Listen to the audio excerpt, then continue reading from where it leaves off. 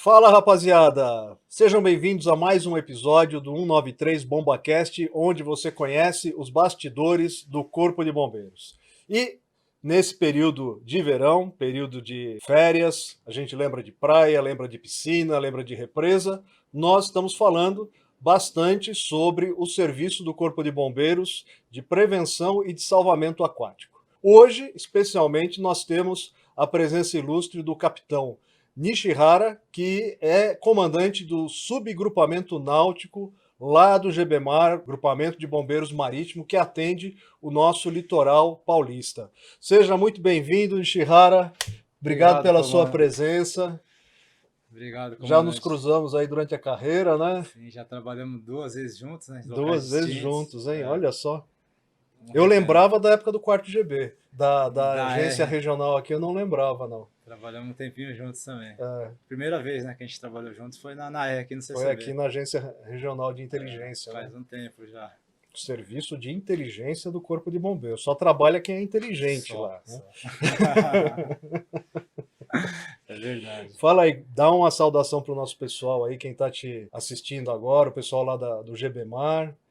Não, eu queria agradecer, né, o convite da Fundabom, o convite do senhor, né, para a gente poder falar um pouquinho do nosso serviço, um pouquinho de mergulho, o pessoal conhecer um pouco mais lá do nosso serviço do GBMAR.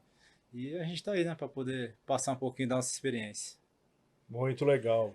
Então aí, pessoal, atenção, a rede, GBMAR, USA, guarda-vidas, todo mundo aí, eu quero atentos agora para esse nosso episódio que vai ser especial, vai ser de bomba mesmo, de BombaCast. Ô, Nishihara, vamos falar um pouquinho da sua história? Vamos sim. Afinal das contas, como é que você veio parar dentro dessa farda aí? Então, começar do início, né? Vamos começar do início, vamos lá. Fui direto fazer academia, né, de oficiais em 2002, me formei em 2005 como aspirante e de lá fui para o policiamento. Fui trabalhar em Santo André, no recém-criado 41M. Fiquei por lá cerca de 3 anos, executei diversas funções, né, comando força, comandante de força tática. Lá que eu comecei também já a trabalhar um pouquinho da agência também, né, do Barra 2. E eu acabei, no finalzinho do período que eu fiquei lá, foi de tático comando. E aí eu tava começando a dar muitos problemas, né, de força tática, aquelas coisas. E aí eu resolvi vir pro bombeiro. Prestei o concurso pro bombeiro, CBO. E em 2009 iniciei o CBO. Terminei o CBO em março de 2010.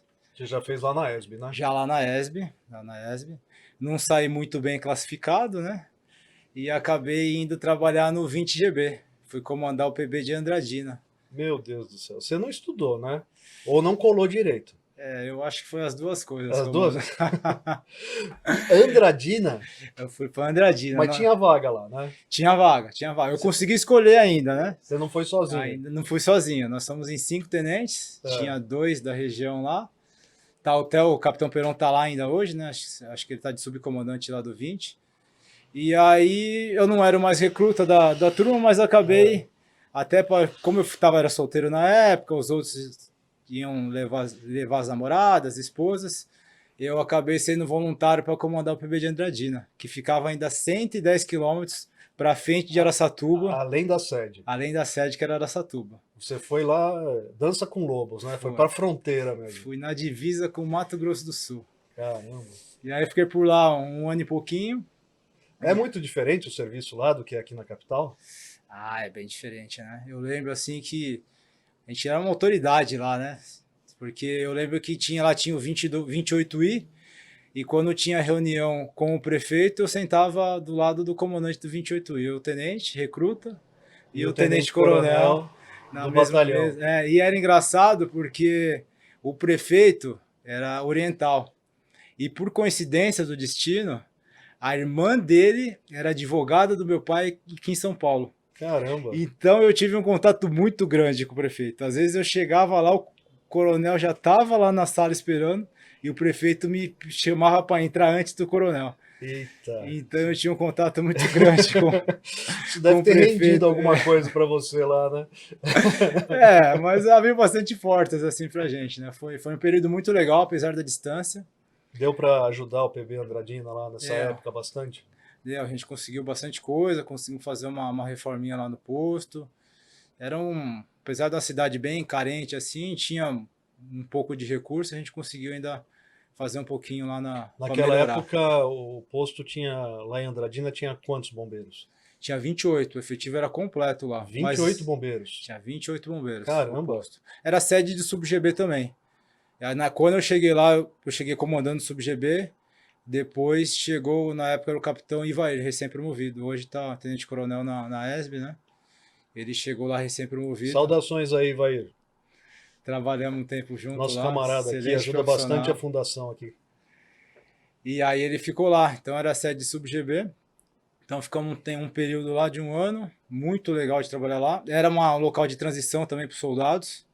Então era muito recruta, tinha poucos soldados ali da região. Transição, assim, É, porque é muito longe, então o pessoal é classificado lá com intenção de sair de lá depois. isso, tinha pouca gente da região. Na sede tinha bastante, era Satuba.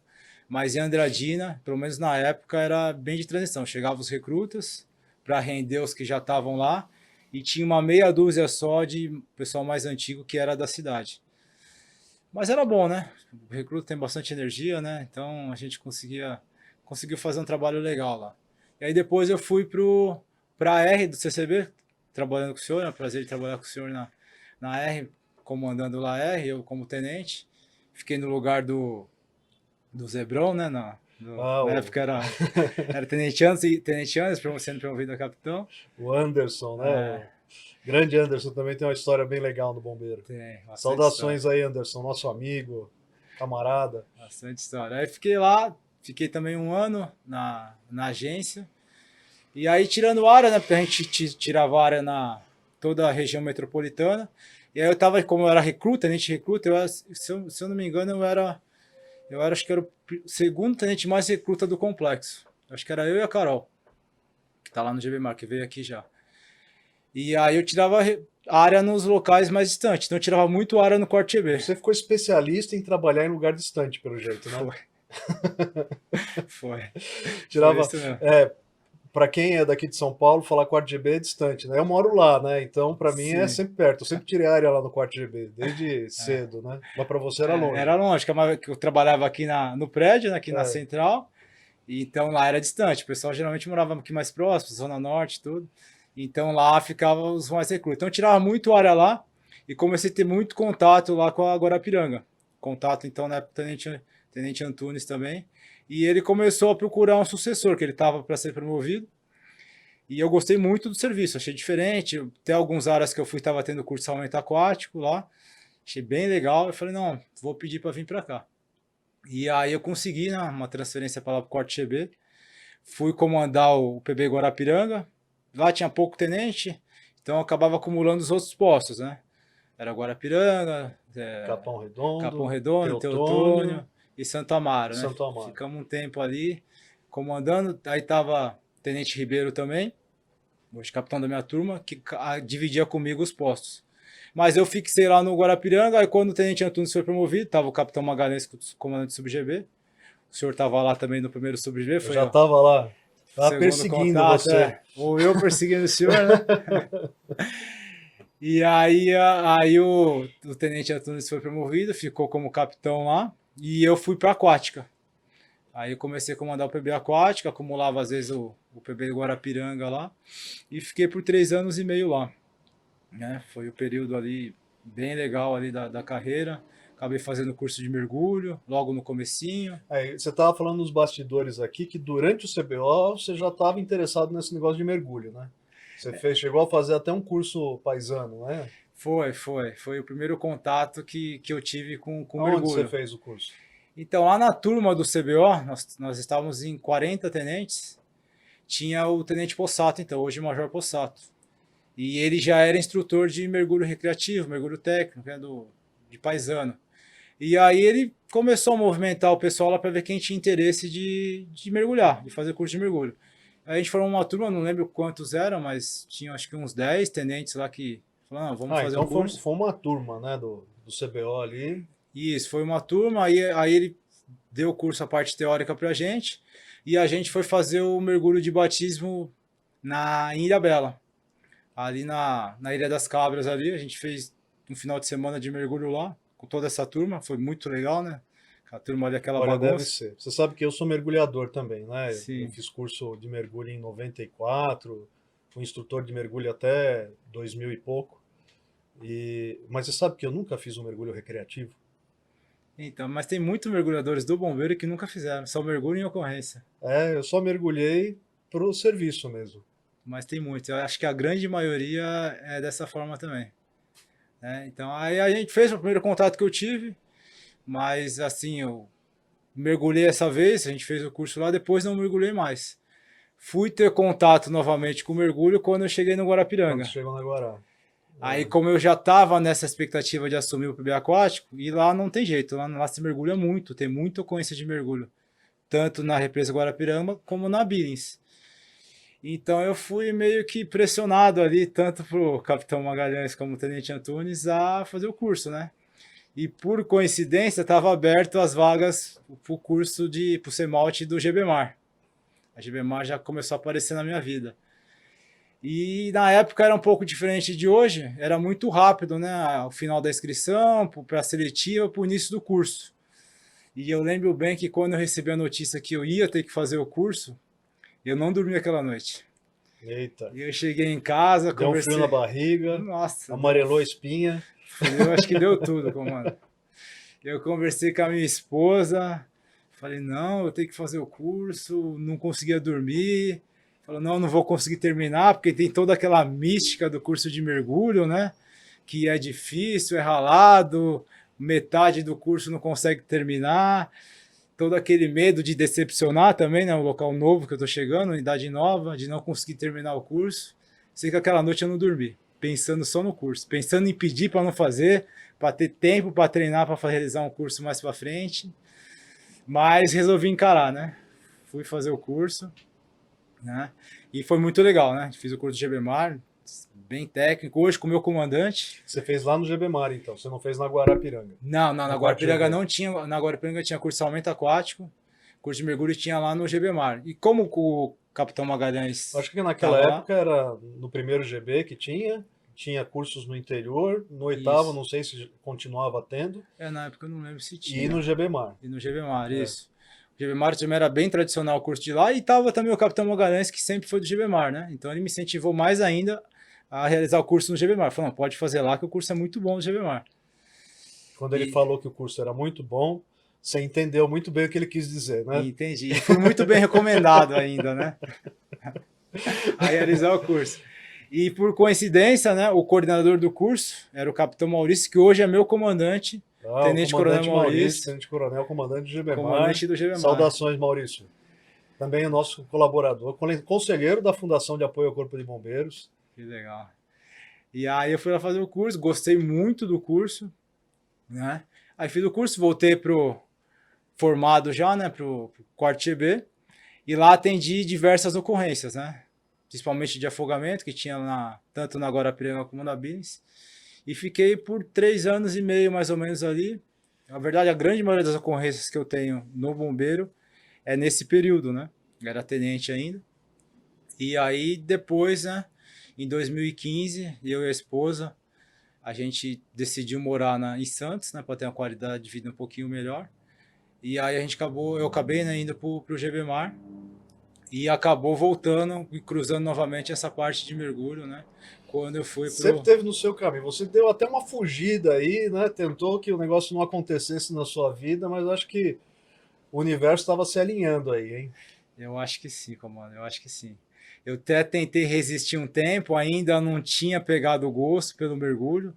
E até então estava igual o senhor, só tinha mergulhado em ocorrência, nunca tinha mergulhado, apesar desse início, né, lá no CBO que eu fiz o curso recreativo, e não tinha mais mergulhado para lazer, somente para ocorrência ou então para curso. Aí cheguei no GBMAR, né, fui primeiramente para Praia Grande, comandar o PB-21, fiquei só uma temporada lá, e depois eu já fui para o quarto sub-GB, hoje subgrupamento náutico, que era no posto, né, era tenente ainda. E lá comecei a ter um contato maior com o CEMALT, porque lá no GBMAR, esse subgrupamento tanto o tenente como o capitão é que acabava coordenando todo o curso, né? E eu era o braço direito do capitão Fiorentino, que era o meu comandante lá. E aí era instrutor, né? Participando de vários cursos, participei de uns 4 ou 5 cursos de mergulho como instrutor. Quando eu fui promovido... Mas ainda não era sua paixão, né? Ainda não era. Ainda Ainda você estava cumprindo missão. Cumprindo missão. Gostava, mas não gostava tanto assim. É. E aí fui promovido a capitão em 2018, e aí sim virei coordenador do curso. Aí coordenei o primeiro curso de mergulho, foi bem legal o curso, né? Tive aquelas dificuldades que muda a função, a responsabilidade é muito maior, né? A logística, para quem participou de curso de mergulho, sabe que a logística de mergulho é gigantesca, é muito equipamento, muitas viagens, tem a semana da Ilha Anchieta. Para quem vai ministrar o curso, a aula começa umas 3 horas antes e termina umas 3 horas depois, né? Com certeza, com certeza. E coordenando tem que poder gerir toda essa logística. Tem que pensar o que vai acontecer na semana que vem, na terceira, na quarta semana. Isso, as viagens, alimentação, viatura, equipamento, compressor, que é sempre um problema. E aí foi legal o curso, mas eu senti que estava faltando um pouco dessa parte técnica, né? Era um curso ainda bem, com bastante ralo, né? O GBMAR ainda tinha essa tradição de ser um pouco mais técnico que as outras unidades, né, de curso de mergulho. E aí eu falei assim, não, eu preciso correr atrás de um conhecimento um pouco melhor, além daquele que eu tinha adquirido com a experiência e com o que eu tinha aprendido no CEMALT. Eu falei, não, eu preciso começar a me especializar um pouco mais, já que eu vou começar a coordenar o curso, e tinha toda uma tradição dos cursos de GBMAR, né, com os oficiais brilhantes que teve lá, né, no GBMAR. Eu acho que aí o bichinho do mergulho já estava dentro de você, né? Para você ter essa visão crítica e falar assim, não, isso aqui não é suficiente, é porque você já estava gostando do negócio. Sim, já comecei a gostar, isso com certeza. E aí comecei a fazer os cursos. Comecei a fazer curso, comecei a galgar, né, nessa parte aí de... Você começou a se especializar fora do Corpo de Bombeiros. Somente fora do bombeiro. Lá em Santos a gente tem uma escola de mergulho dependente, né, que é a Divers. E aí a gente foi fazer o curso de mergulho dependente, a gente tem esse tipo de equipamento no navio. Tem os capacetes, tem o umbilical, tem todo o equipamento de mergulho dependente. E a gente tinha poucos mergulhadores também. É o antigo escafandro, né? Exatamente. O pessoal vê no desenho, aquela capacetão e tal, né? Hoje o negócio é bem mais moderno. Né? Hoje é mais moderno, é um capacete, né? E então eu fui fazer primeiro esse curso, que é um curso de 3 meses, mas a gente consegue, quem tem o CEMALT consegue passar do primeiro módulo, que são 45 dias, a gente faz só o segundo módulo, que é somente de mergulho dependente. E tem muita parte teórica, né? Toda a parte de fisiologia, de tabela, e a gente acaba aprendendo muito nessa área. Tem instrutores excelentes lá. E aí, na Divers, você está falando? Na Divers. Na Divers. E aí tive que fazer um investimento, né? Pagar o curso, tive que gozar de uma licença prêmio para poder fazer o curso, que eram 45 dias. Você tirou licença prêmio para se especializar. Tirei licença prêmio para fazer o curso. Tive que pagar o curso. E aí eu comecei a criar bastante gosto por mergulho.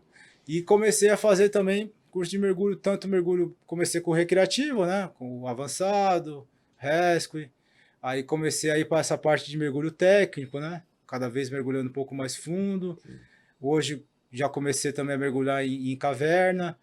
Comecei também para a área de ensino do mergulho, né? Dive Master, instrutor. E aí peguei gosto de vez, né? Hoje eu tenho um tempinho aí, um lazer, um final de semana, a gente hoje virou a sua vida. Hoje virou, a gente corre aí para mergulhar, vai viajar, procura um lugar que tenham... A esposa não gosta muito, né? Sempre procura um lugar para poder mergulhar. Para você ter uma ideia, não me alongando muito, né? Mas para ter uma ideia, o ano que vem a gente tem ideia de ir para Bariloche. Aí eu comecei a pesquisar, assim, falei, a gente vai no verão, vai em novembro. Eu falei, pô, Bariloche tem um lago legal lá. Fui pesquisar, já achei uma escola de mergulho. Vou ver se já vou arrumar um mergulho e fazer em Bariloche. Eu nunca ouvi falar que alguém mergulha em Bariloche. Fala Bariloche, é estação de esqui, né? Passar, ficar tomando chocolate quente lá, né? Você vai mergulhar em Bariloche. Vou mergulhar lá. Então todo lugar. Você vai voltar aqui para contar essa história pra gente. Volto sim, com certeza.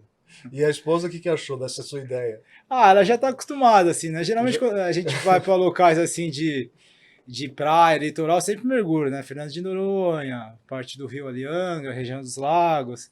eu sempre arrumo um local para poder realizar um mergulho. Você vê como que é a vida, né? Às vezes a gente não escolhe, a vida é que escolhe a gente, né? E Exatamente. você, no começo você não queria, né? Você fez uma experiência, depois não se interessou mais, ficou fora até da atividade, foi para uma outra atividade dentro da instituição, e hoje é a tua paixão, né? Exatamente, é isso mesmo. E aí a gente corre atrás, né? Agora o bombeiro tá inserindo essa doutrina nova de mergulho de segurança pública, né? E também a gente caiu de cabeça também nessa modalidade que é nova no Brasil, lá fora não é tão nova assim. Então a gente também está se especializando nessa Você área. falou que quando você foi lá para o GBMAR, você foi trabalhar na Praia Grande, né? Como é que é trabalhar na Praia Grande? Então eu estava vindo do Guarapiranga, né? A Praia Grande no GBMAR, ela já tem uma fama, né, em relação a muita gente, né? E ao público. O público é um pouco mais humilde lá na Praia Grande, mas eu já estava vindo da Guarapiranga. Questão do público. É mais ou menos o mesmo público, né? Eu acho que a Guarapiranga e Birins é até um público mais carente do que na Praia Grande, que é o É. pessoal que não consegue viajar para Praia Grande. Ah, é verdade. Então ainda acaba sendo um público até mais carente. Então, quando eu cheguei na Praia Grande, a gente até brincava, né? O pessoal que estava na Praia Grande já tinha o dinheiro para comprar o maiô, né? É. Lá na Guarapiranga, né? Até eu tava o Carmona aqui, o Cássio, né? O pessoal lá, às vezes ia para a represa com os trajes íntimos, né? Lá não tinha nem dinheiro até nem Ia de para comprar cueca uma. mesmo, Ia né? de cueca lá. Pode falar, não tem É, problema. então, lá na Praia Grande, o pessoal ainda tinha um pouquinho mais de recurso. É, Mas foi uma experiência muito legal, né? O pessoal efetivo, tem muitos amigos lá. eu imagino assim que dentro de uma visão de prevenção de afogados, a Praia Grande deve ser mais complicada, né? Você tem um trabalho acho que bem mais intenso de trazer, né, fazer aquela pescaria, trazer o pessoal que passa um pouco da linha lá de risco, né?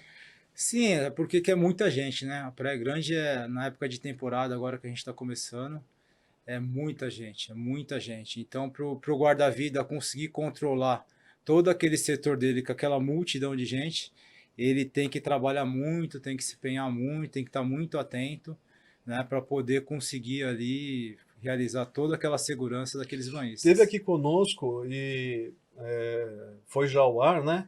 Um guarda-vida um guarda-vida temporário da Praia Grande, o Cantareira, né? Uhum. E ele falou bastante lá do serviço, ele é apaixonado pelo serviço, né? Mas ele não falou uma coisa que eu queria te perguntar. O guarda-vida ele acaba fazendo mais do que o serviço de prevenção, né? Numa praia assim cheia de gente, ele acaba sendo uma referência para dar informação, né? Enfim, uma criança perdida, isso é comum, né? Sim, o guarda-vida ele acaba sendo o ponto de referência da praia, né? Até porque o cadeirão fica ali num nível mais alto que os banhistas, então ele serve de ponto de referência para tudo.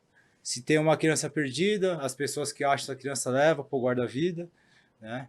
Se precisa de alguma informação, se tem um mal súbito na praia, qualquer coisa que acontece, se tem um engasgamento, alguém se machuca, se tem uma queda, tudo vai procurar o guarda-vida.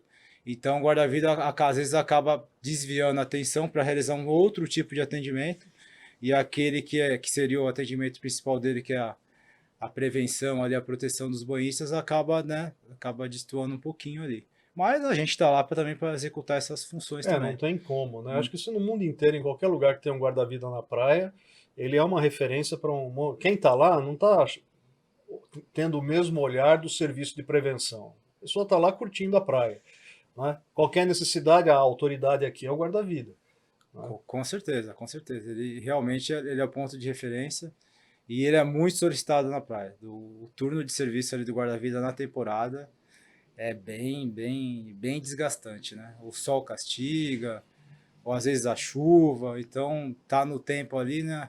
Às vezes a gente tem a imagem, né, de que o guarda-vida tá ali, tá curtindo, né? Tá trabalhando na praia, tá no sol, no ar livre, mas para quem tá lá todos os dias, ele é muito desgastante, né? Até a questão de quem tá embarcado, né? O pessoal fala assim, o O cara tá guarda-vida na moto aquática tá na lá, moto aquática o dia inteiro andando em moto aquática, isso é um serviço? mas é um serviço muito desgastante. É muito diferente você alugar ou ter uma moto aquática para o lazer, que você anda um pouquinho ali, navega um pouquinho, uma horinha e já para. Não, o guarda-vida quando está ali, ele está na prevenção, ele está atento, fica horas, ele encosta só para reabastecer, às vezes não dá tempo nem de comer, dependendo de como que está o movimento da praia, e já tem que voltar para a prevenção. Ele tem que ficar olhando para ver se tem alguém em dificuldade e tem que olhar também o caminho que ele está fazendo para poder desviar dos banhistas. Então é bem complicado também o serviço. E olha, esses já passaram aqui conosco, passou o Cantareira, passou uma turma da Guarapiranga, a Gabi, o Vinícius e o Erelis Roberto. É um nome difícil, né? Mas assim, o que eu percebi é que essa turma é apaixonada pelo serviço. Eles fazem isso daí não é pelo salário que eles ganham, não, porque é muito desgastante e eles gostam do que fazem. Viu? Eu também sou suspeito para falar, eu contei um pouquinho aqui da minha história, né? Eu passei pouco tempo eu acabo enjoando, né, dos locais que eu estava. E eu me achei ali no GBMar, né? Tanto é que eu estou desde 2015 no GBMar.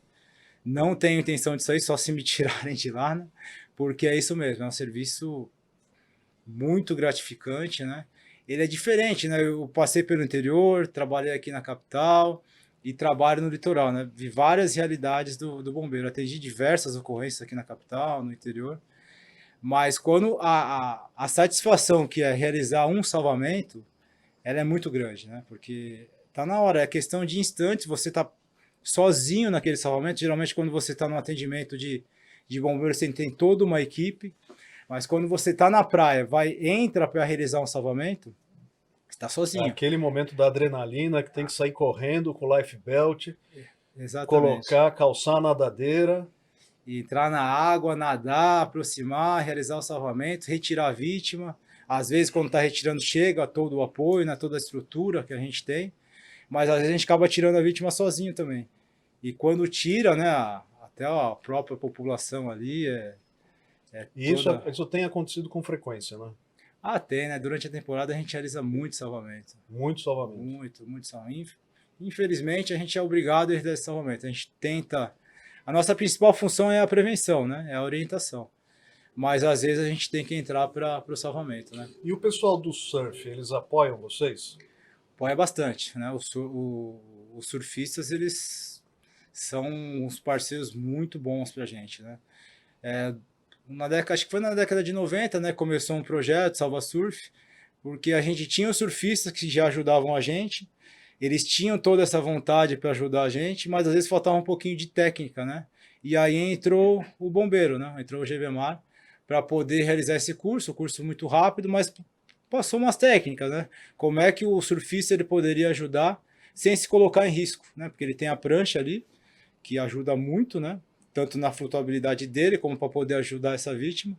Então a gente passou algumas técnicas, que isso já tinha lá fora, o pessoal, os oficiais lá do passado trouxeram isso, e aí a gente passou essa técnica para eles, e desde então, todo ano, fora da temporada, principalmente a gente realiza esses cursos, e o pessoal procura a Então, gente. esse programa acabou se tornando um programa do Corpo de Bombeiros que acontece direto. Acontece todo ano, Todo ano. todos os municípios, cada postinho ali a gente tem que E fazer. assim, os surfistas são os mesmos, eles acabam se repetindo.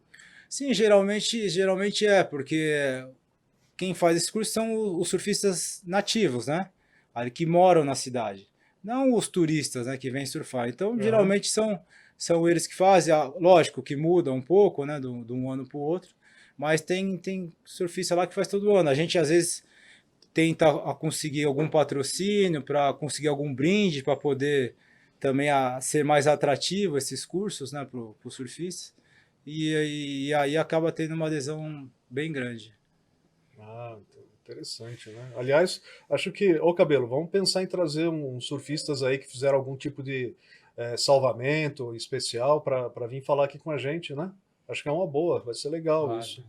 com certeza. Mas vamos falar então do mergulho de segurança pública, né? Esse é um assunto novo, né? Até dentro do Corpo de Bombeiros. Né? Eu, pelo menos, quando aposentei, ainda não tinha ouvido falar disso.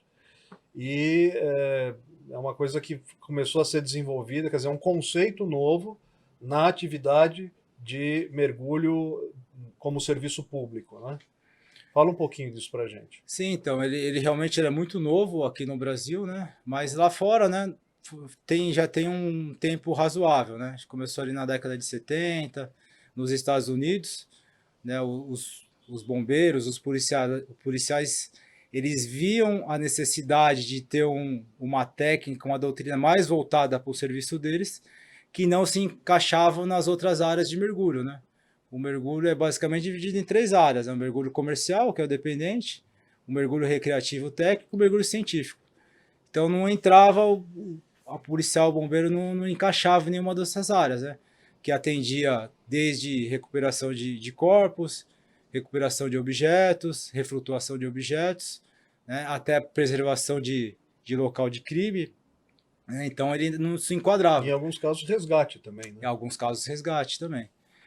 Então ele não se enquadrava em nenhuma área. Então eles começaram a desenvolver uma técnica, misturando, né, criando e misturando algumas técnicas que já existiam. E aí eles criaram o Public Safety Dive, né, que é o PSD, que traduzindo aqui para o Brasil ficou mergulho de segurança pública. Então eles começaram a fazer isso lá. Agora que eu descobri o que é PSD, Cabelo. O pessoal falou aqui umas 4, 5 vezes que era PSD, eu falei assim, não vou nem perguntar o que é, né? Repete aí, o que é PSD? Public Safety Dive. Public Safety Dive. Ah, agora eu aprendi. Aí eles traduziram para mergulho de segurança pública, né? Legal. E então tem desde essa época lá, né? Foi até militares, né? Que começou com isso. Só que lá é diferente aqui um pouco do Brasil. Lá fora o policial ele mergulha muito também. Então tudo que envolve policial? o policial. Então tudo que envolve crime, desde um corpo até um veículo, uma arma que envolvida em crime, é o policial que mergulha. O bombeiro geralmente mergulha lá para recuperação de objetos. Tá, perdeu algum objeto que não esteja envolvido com crime, o bombeiro que vai lá que mergulha.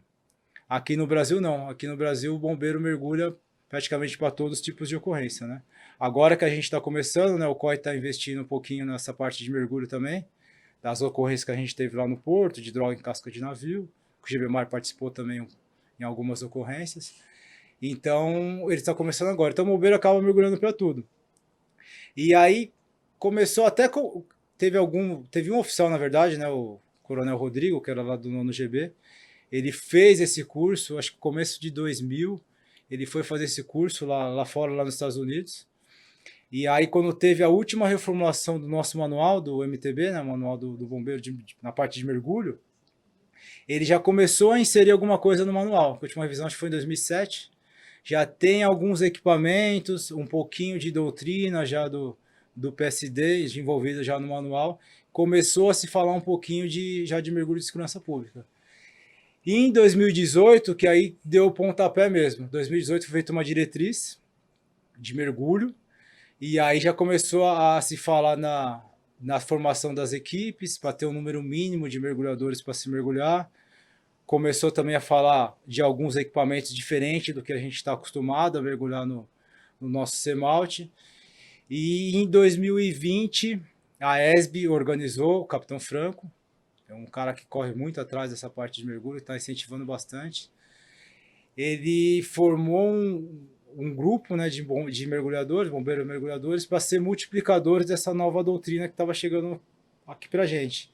E chamou o Major Possato, que volta também nessa parte de mergulho envolvido comigo, né? Que teve lá atrás no CBO, né? A gente foi companheiro de CBO.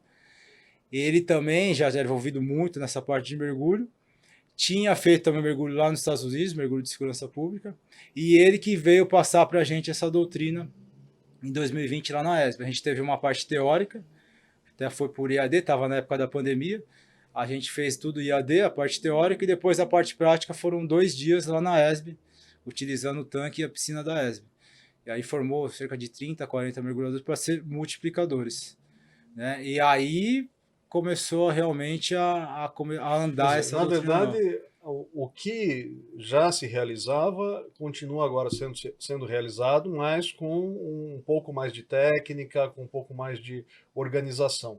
né? Não se criou nenhum tipo de técnica nova ou serviço novo, é isso? Na verdade, muda bastante coisa, né? Hum, O- Até a formação, né? Eu costumo falar, né? A gente às vezes é convidado para em algumas unidades para poder passar um pouquinho dessa doutrina. A própria formação é diferente. Quando o senhor fez o curso, muito mais de quando eu fiz o curso em 2013, o CEMALT, era um mergulho muito militar, né? Porque os mergulhadores nossos mais antigos, eles foram buscar toda essa técnica na Marinha do Brasil, que é um curso militar. Então, os cursos militares eles são voltados muito para o ralo, né? Para poder forjar o mergulhador. A parte psicológica, muito voltada à parte física. Tem um pouco da parte técnica, mas não é tanto igual agora no mergulho de segurança pública. Então, acaba moldando. Hoje, o que a gente faz? Como alguns equipamentos eles são diferentes, a no CEMALT que a gente tem no GBMAR, a gente acaba passando as duas doutrinas. Então a gente é voltado, é lógico, a gente não pode perder esse ímpeto, né, que o bombeiro tem de resolver a ocorrência, a gente tem que ter o psicológico muito bom para realizar o tipo de mergulho que a gente faz. Isso de maneira alguma pode ser deixado de lado, mas a gente dá um ênfase muito grande para a parte técnica. Então antigamente a gente tinha aquela mística, até que eu falei que eu fiquei com medo de fazer o curso, de eliminar, né? Quanto menos gente se forma em relação ao que começou, era que o curso era bom, né? Então começava 20 caras, formava 6, 7. Hoje não. Hoje, eu posso falar bem lá do nosso curso, lá no GBMAR, quando a gente vê que o mergulhador tá com um aluno, né, tá com dificuldade, a gente não corta ele. O que a gente faz? A gente até faz uma escolinha, a gente separa aquele mergulhador, aquele aluno, coloca ele com o instrutor, ele vai ter uma aula particular para tentar alcançar os outros alunos. Então a gente investe neles ali para tentar formar o máximo possível. A gente vai levando até o teste de tanque, até o carrossel, o famoso carrossel, que ainda continua. o Isso não carrossel pode perder. não pode perder, né? Se você falar que não tem mais carrossel, pô, Não, isso tem que ter, não tem jeito. E é toda aquela cultura, aquela mística que envolve, todo aquele cerimonial, a gente faz também lá. Então a gente leva esse aluno, mesmo que ele seja um pouco de dificuldade, até o carrossel. E lá sim, se a gente vê que ele não tem condição, aí ele não passando no carrossel, a gente corta ele, mas se a gente leva ele pelo menos 3 semanas para tentar, e a gente consegue recuperar bastante aluno, que acaba se formando um bom mergulhador no final, até carrossel. isso eu acho que acaba também promovendo menos desistências, né? Porque Sim, também, além do pessoal que era cortado antigamente, tinha o pessoal que desistia também, não sim. é? Porque realmente a mística do curso era pesada mesmo, né? Então a cada semana o bombeiro passava ali sofrendo para viver aquela semana. Ele ficava já pensando como ia ser a semana seguinte. No final de semana ele desistia do curso. O ponto crítico geralmente era o final de semana. Porque durante a semana a gente vai segurando o aluno, né? Os companheiros também vão incentivando, vão segurando, mas quando chega o final de semana, o aluno vai para casa, conversa com a família, sabe que tem que voltar no domingo, na segunda-feira, geralmente é onde eles chegam e bate o sino, é na segunda-feira. Mas a gente faz de tudo para segurar. Então eu costumo até brincar, né? O curso de mergulho é um carrossel, né? Então a gente mexe muito com o psicológico do aluno. A gente coloca, tem dias que a gente fala, a gente reúne os instrutores sempre no início e no final, né, para ver o que a gente vai fazer e depois para ter um feedback do que a gente realizou no dia. E a gente fala assim, ó, hoje a gente vai colocar dificuldades maiores para que quase ninguém consiga executar as tarefas que tem que fazer, as foinas, né, as tarefas do curso. Então a gente eleva o nível, para quê? Para baixar o psicológico do aluno. E a gente começa também, né, toda aquela moral, vamos falar, negativa em cima É, do aluno, é, para poder mexer no psicológico dele. Aí no outro dia, uns 2 dias para frente, a gente já coloca algumas atividades um pouco mais fáceis para eles conseguirem executar, porque a gente não pode colocar um nível assim muito alto que ninguém faz, porque aí o aluno vê que não consegue fazer e ele desiste, fala, não consigo realizar nenhuma tarefa, não vou conseguir me assim, formar. houve um investimento ali, né? Um investimento de tempo, Muito grande. custo, a logística toda, né? Eu acho que realmente, antigamente, a ideia que se tinha, a cultura era quanto mais bombeiro eu eliminar no curso, melhor é o meu curso, né? Hoje, pelo jeito, é o inverso, né? Então hoje a gente preza muito para a técnica. A gente não deixa essa parte de lado, mas a gente controla um pouco melhor, vamos se falar isso daí, controla mais. E aí a segunda fase, quem conseguiu passar nos testes de tanque, aí fica totalmente técnico o curso, né? A gente trabalha muito com a parte técnica, a questão de flutuabilidade do mergulhador, tenta levar o mergulhador, o aluno ali para ambientes o mais diversificado possível, para poder ter uma maior experiência durante o curso, né? Então, depois de passar toda essa técnica, a última semana, o que a gente costuma fazer lá no GBMAR? A última semana de curso, que geralmente é só segunda, terça e quarta, quinta libera o pessoal para sexta-feira essa formatura da última semana. A gente faz um mergulho mais de lazer, porque depois de ter passado todo esse ralo do curso, geralmente tem cara que se forma no curso e não quer mergulhar mais, ele fica traumatizado. Conheço muitos, né, que fizeram o curso. Isso aí era muito comum. E Lá no traumatiza. 8º GB a gente formava 12, 15, às vezes 20 mergulhadores. Você ia no ano seguinte, na época do verão, para fazer a escala do autossalvamento da época, né? Você não achava mergulhador. Exatamente. O pessoal sumia. Eles se escondem mesmo. É. Então a gente deixa a última semana para ser lazer. Então a gente vai para Ilha Bela, mergulha nos naufrágios, vai para Laje de Santos, para eles pegarem gosto pro mergulho. E aí acaba toda essa parte, a última semana, né? Acaba toda essa parte de ralação, de parte psicológica, para eles gostarem do mergulho, para tentar. E, né, e aquela imagem final também é que eles acabam levando, né? Lógico que lembra do ralo, mas essa parte final a gente tenta fazer de alguma forma que eles tenham prazer de mergulhar. E depois que acaba o curso, a gente incentiva eles a... No curso que eu fiz, depois que a gente dava, né? Que a gente ia a última semana para Ilha Anchieta. Tinha um dia de sobrevivência. Tinha um dia que você não tinha nem o que comer, você tinha que se virar. Soltava a gente na Ilha Anchieta lá, você tinha que se virar. De sunga, uma nadadeira, máscara, snorkel, só isso. Tinha que descobrir o que você ia comer, derrubar palmito, sei lá. Né? Você já tinha ficado 45 dias perdendo caloria. Né? Eu lembro que no meu curso eu perdi mais de 7 quilos. Eu já era magro, fiquei um fiapo. Né? Uhum. E aí passava um dia inteiro lá, sem ter o que comer, tendo que se virar e no meio dessa história, bom, tal hora, né? Ou, enfim, a gente vai chamar vocês lá e vamos fazer um exercício. Vamos fazer um cabo de fundo, vamos fazer uma flutuação. E eu lembro que na semana que eu fiz o curso, chovia. Mas chovia assim, como tem chovido ultimamente aí, sabe? Que é aquela chuva que não para. Sim. Então, assim, hipotermia, enfim, já não podia nem usar essa palavra, né? Você fala, que hipotermia, o quê?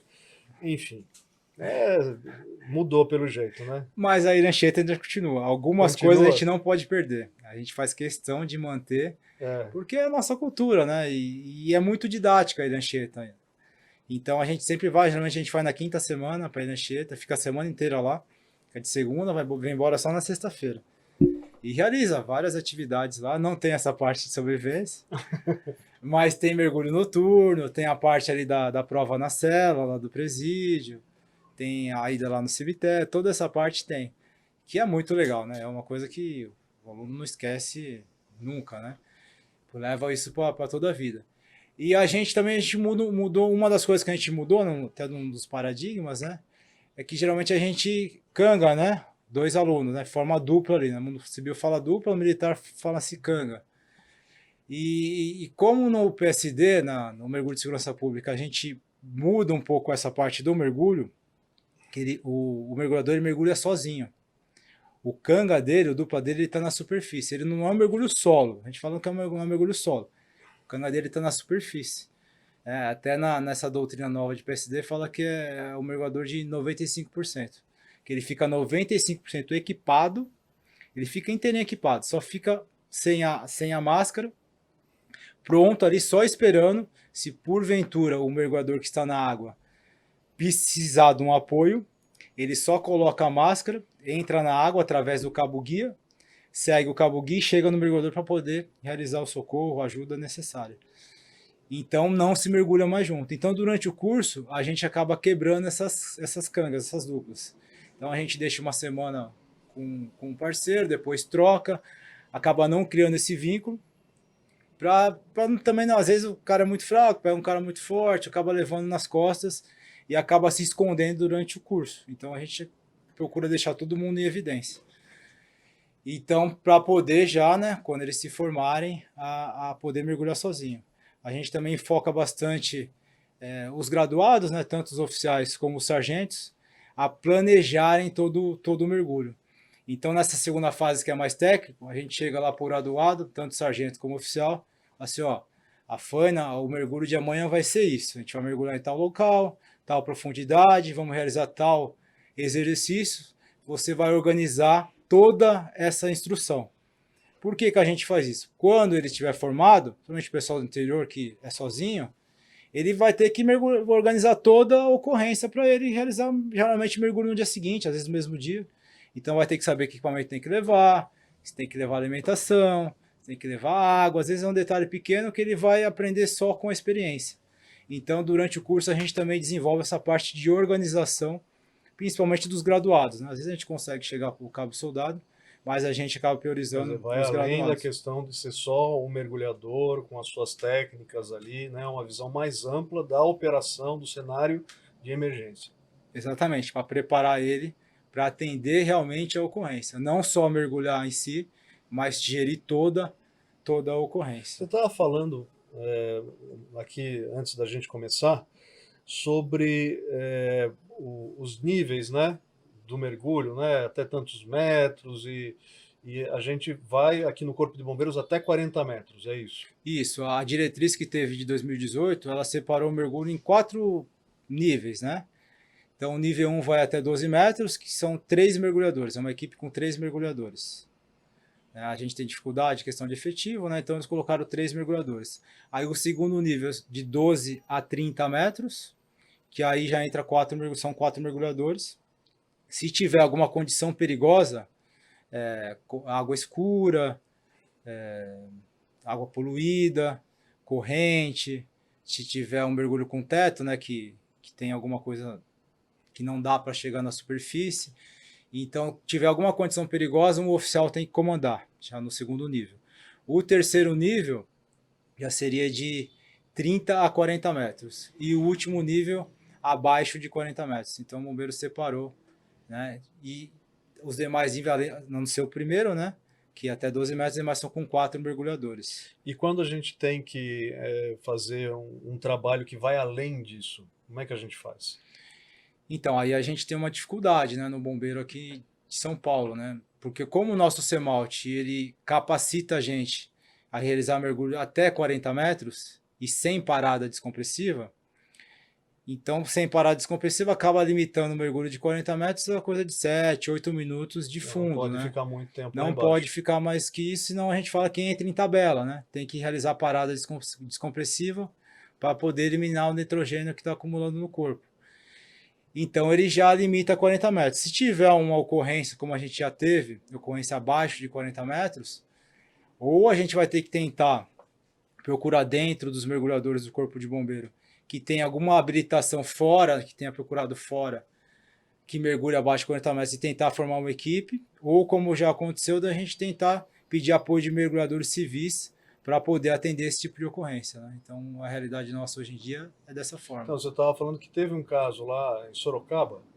Isso, teve um caso na pedreira de Sorocaba, coisa de 10 anos atrás, que 2 mergulhadores acabaram se afogando, né? Acabaram morrendo nessa pedreira, cerca de 70, 80 metros de profundidade. Estavam trabalhando ou estavam fazendo algum tipo de lazer ali? Como é Não, que era um isso? lazer, era uma pedreira que tinha sido abandonada, era uma pedreira, aí acertaram o lençol freático, ela inundou, e os mergulhadores, principalmente aqui de São Paulo, iam muito para lá para realizar mergulho. Aí, assim, eu lembro bem que um era mais experiente, né? Tinha mais experiência de mergulho, o outro não tinha tanto. E aí eles estavam mergulhando, a gente não sabe o que aconteceu lá, acabou os dois, acabaram se afogando. E na época a gente Se não tinha afogaram com equipamento, tudo. com equipamento e tudo. E ficaram no fundo, né? Tava lastreado, fundo, não boiar, porque quanto mais fundo tá mergulhando, a água tá mais gelada, acaba dificultando a expansão dos gases e às vezes, como foi o caso, acaba não flutuando, fica no fundo, mano. O corpo não reflutua, né? Ele fica no fundo. E aí, que profundidade eles estavam? Estavam cerca de 70, 80 metros de 70, 80 profundidade. metros. Nossa. Então aí teve que formar uma equipe de mergulhadores civis para poder atender essa ocorrência. Aí realizaram o mergulho e retiraram os Assim, corpos. eu acho que isso não é demérito nenhum para a instituição, porque a gente tem recursos limitados, né? O objetivo do órgão de segurança pública, Corpo de Bombeiros, é atender o maior número de emergências, né? Aquele tipo de situação que mais ocorre, a gente dá uma pronta resposta para isso. E é claro, vai ter sempre uma situação ou outra que foge da regra, né? Sim. Vamos citar aí o rompimento da barragem lá em Brumadinho, né? Enfim, aquilo estava completamente fora da capacidade de qualquer órgão de serviço de segurança, de resgate, dos corpos de bombeiros militares, né? Foi preciso fazer forças-tarefas do Brasil inteiro, gente de fora veio para poder ajudar no serviço lá de salvatagem, de resgate, de recuperação de corpos, né? Eu acho que isso faz parte, né, de uma realidade, né, normal, né? Sim. O nosso Corpo de Bombeiros é referência da América Latina, né, o Corpo de Bombeiros de São Paulo. Né, o mais bem preparado, o mais bem equipado, que tem a normatização modelo, que é copiada, né, no Brasil inteiro, e alguns bombeiros de fora também copiam o que a gente faz aqui.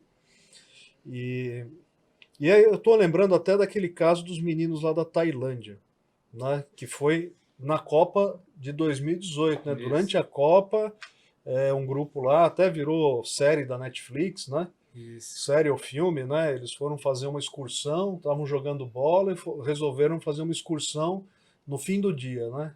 Numa caverna. Você chegou a estudar esse caso? Eu vi os documentários, vi tanto o documentário como a série e acho que o filme, acho que são isso que acabou Você tendo. lembra como é que foi, mais ou menos, o caso? Eu lembro sim, uma ocorrência bem complicada, né? Os meninos entraram na caverna, começou a chover, eles não conseguiram sair, a água começou a subir e eles estavam muito distante da entrada. Então era um mergulho muito complicado ali, né?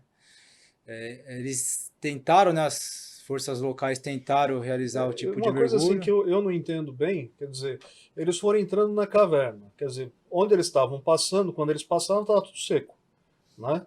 E aí começou a chover, chover sem parar, e aí começou a inundar, e eles ficaram num ponto, num bolsão, onde eles não conseguiam atravessar mais porque estava tudo inundado, né? Como é que acontece essa inundação da caverna?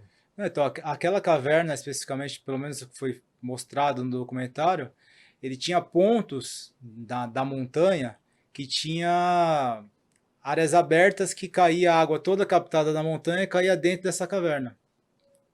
Então ela é diferente de uma caverna, por exemplo, do México, que ela é inundada permanentemente, né?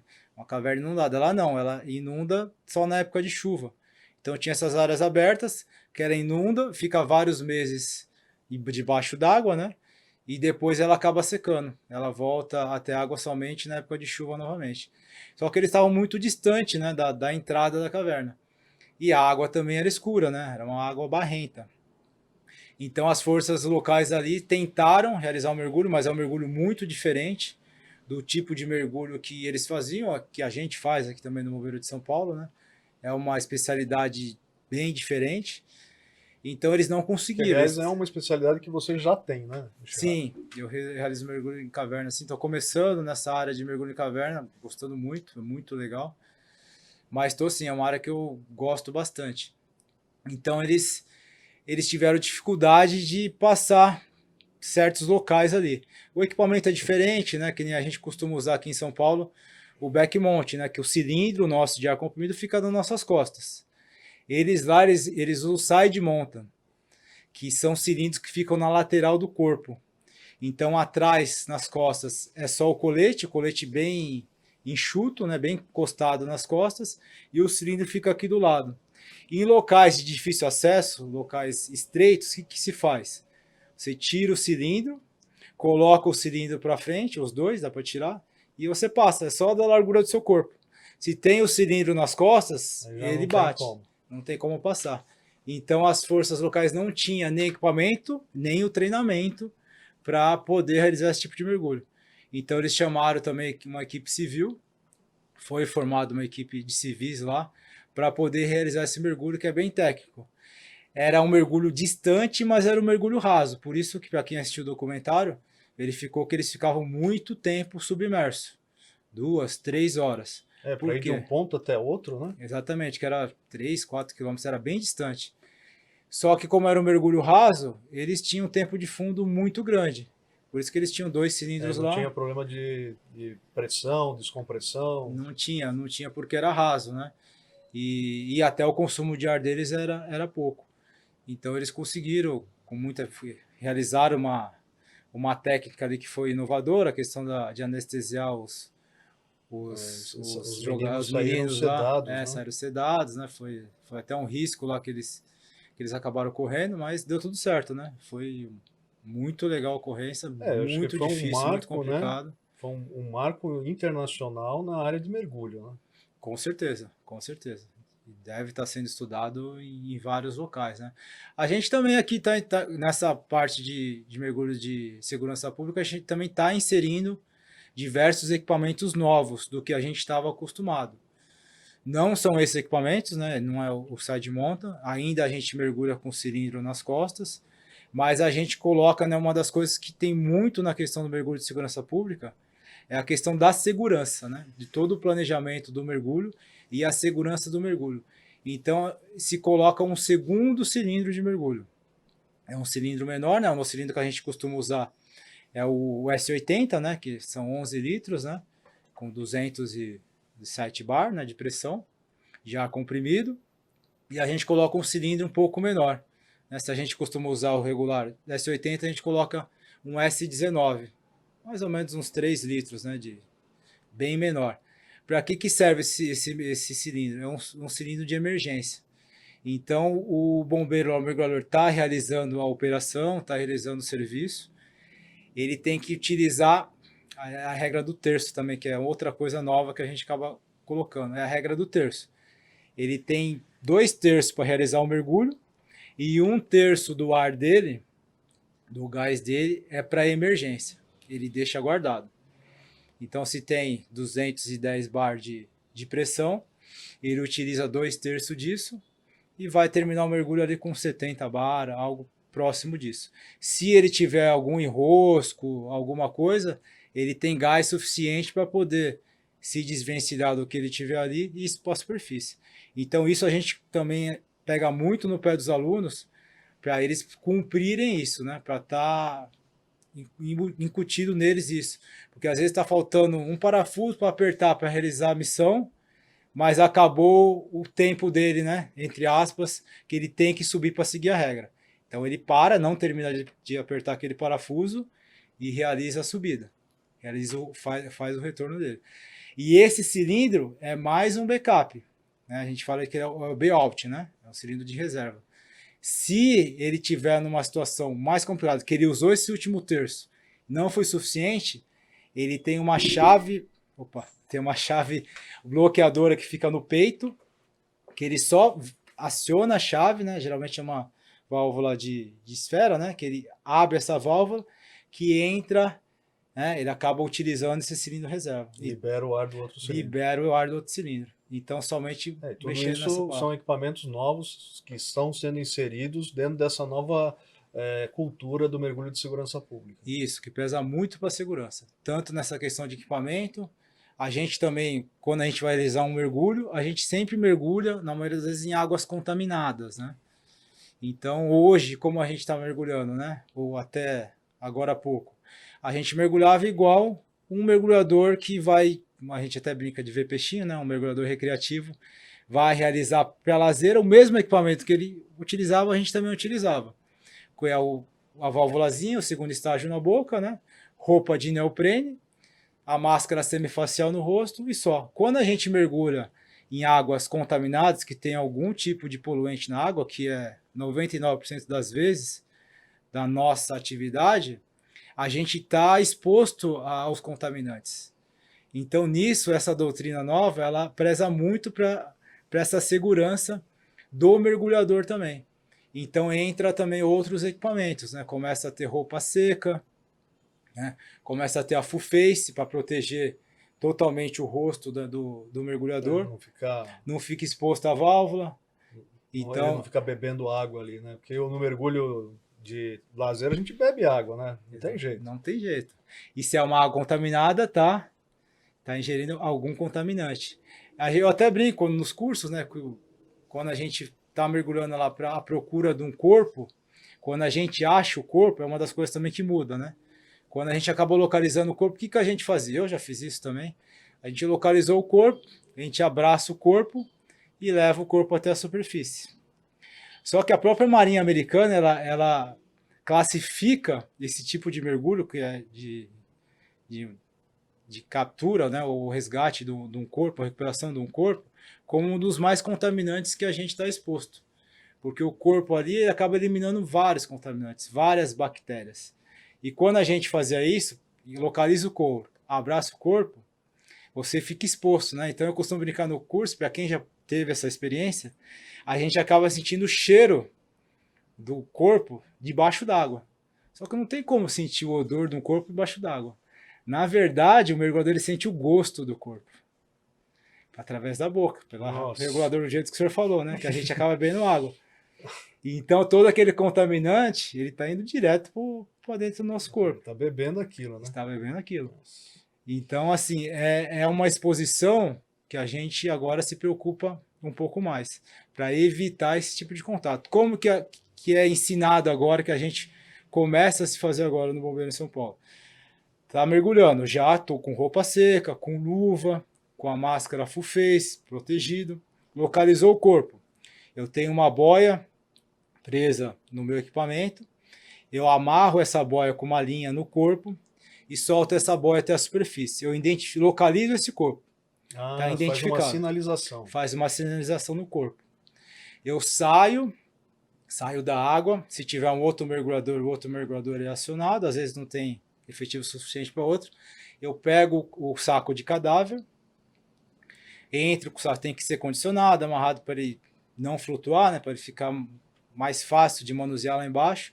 Eu levo um saco de cadáver, eu coloco esse corpo dentro do saco de cadáver e com um lift bag, né, com um saco elevatório, a gente pega, reflutua esse corpo e traz para a superfície. A gente tem o mínimo contato possível com esse corpo.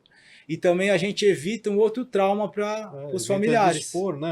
De expor o corpo, exatamente. Até para os familiares e a gente expor essa infecção. Puxa, olha, isso é uma revolução. Eu que sou do mergulho da década de 90, estou completamente admirado e orgulhoso desse novo processo que está em andamento aqui no Corpo de Bombeiros de São Paulo. Parabéns, viu? Parabéns mesmo. Eu acho que é uma das áreas que estavam um pouco mais atrasada, né, do bombeiro, né? O terrestre evoluiu muito, o salvamento de altura evoluiu, a ocorrência de altura evoluiu muito, e o mergulho agora está correndo atrás. Então a gente está difundindo o máximo que a gente pode aí nas unidades, né, no interior de São Paulo, para proteger o nosso bombeiro, o nosso mergulhador, que não é difícil de se fazer, mas requer um certo investimento, os equipamentos e treinamento também. Todo esse equipamento novo que está sendo inserido nesse tipo de ocorrência, ele tem que ser treinado. São equipamentos diferentes, cada um tem a sua especificidade ali para poder manusear, né? Então, se for aí fora, são cursos, você vai mergulhar de roupa seca, tem curso de roupa seca, mergulhar de full face, tem curso de roupa seca. Não adianta só comprar e não realizar o treinamento. Tem a manutenção, são equipamentos extremamente caros. Se não tiver a manutenção adequada, ele acaba danificando. Mas hoje a gente está equipado para fazer essa manutenção, a conservação desse material.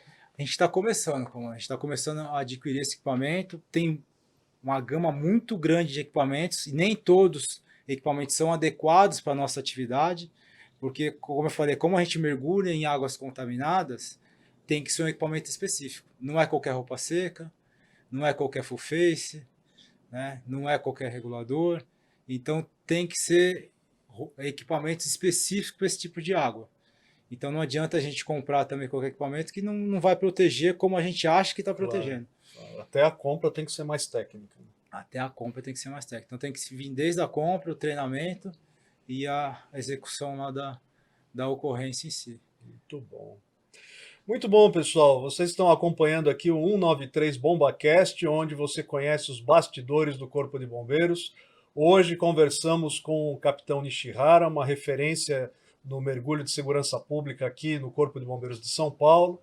Nishihara, muito obrigado pela sua presença, aprendi demais. Hoje eu acho que evoluí uns 10% pelo menos, né, nessa horinha que a gente conversou aqui. Queria que você deixasse uma mensagem aí para os bombeiros que você comanda, para os teus colegas, para a tua turma de academia, de CBO.